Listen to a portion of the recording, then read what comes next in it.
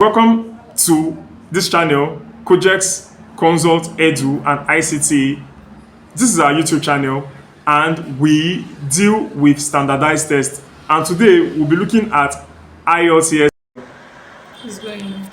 So the IELTS reading has three sections, and because it has three sections, section 1 for academic has, so the three sections for the academic we have three passages. For the general, it may be 2 in 1, so then you may have up to 5 sub tasks in that, and you have 20 minutes. So I want some people try not to spend up to try not to spend more than 17 minutes, for the first one, because as you progress, it becomes harder. For general, the third passage is the hardest, so you don't even waste time on all these ones. And so now it has what we call question types. It has up to about 10 question.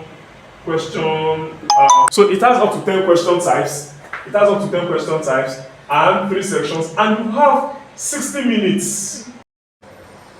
Okay, so now you have 60 minutes. So what we want to look at now is how best you can tackle this, because reading requires high cognitive effort from you more than any other thing. Like I told you, you can do speaking offhand.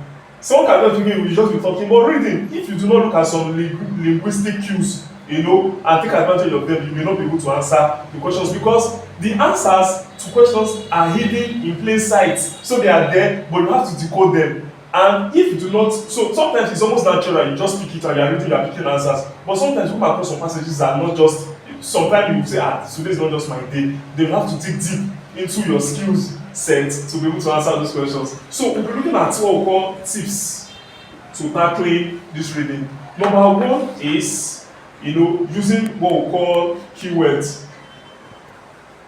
So if you have a passage now, if you have this kind of passage now, and you have questions, when you go over the questions now, you look for keywords in the question and come to the passage. When you're reading the passage, identify those keywords, but they are not stupid. They will not just give you the words like that. So in the end, they will give you the words in synonyms. So it means that if you see something like rain, it rained heavily, you may see that there was a downpour. So downpour and rain become the same thing. Abi, rain, downpour.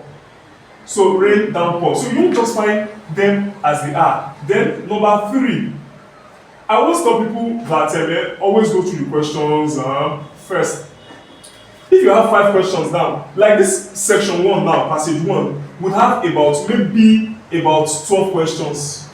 Now these 12 questions, they may be in 3 subsections. So maybe this one will be true, false, not given, while this one will be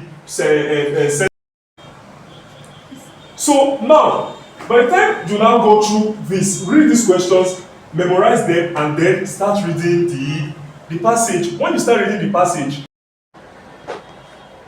so we said that when you look at the first set of questions, maybe question 1 to 5, come to the questions and read. You see one thing TOEFL does that gives students a kind of edge in TOEFL than in IELTS.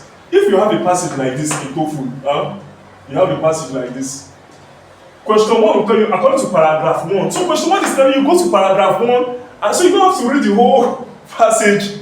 They'll tell you, when you go to question 2, they'll tell you, according to paragraph 2, why did the author say this? So you don't have to read. So if I'm doing TOEFL now, all I just need to do is go to question first. I don't go read 5 questions. Unlike in IELTS, I'm telling you to read the whole of the questions in this particular subsection. But for TOEFL, just read the first question, go and read the passage, you pick it, come back to question number 2. So if 2 questions are not coming from a paragraph, bonus for you, because as you are reading it, you are also reading the paragraph.